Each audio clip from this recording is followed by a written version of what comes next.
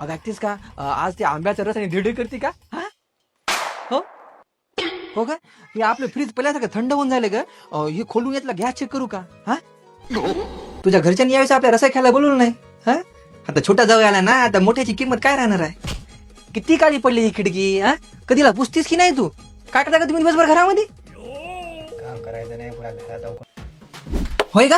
आणि ते कुरड्या पापड्या कधी करणार आहेस? आणि गेल्या वेळेस ना त्या खावड्यामध्ये मिटले जात झालं बघ.